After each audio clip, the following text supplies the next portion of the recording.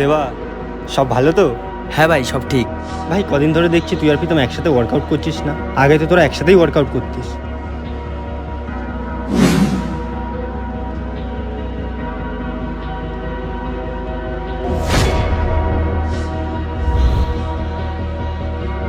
কি হলো রে?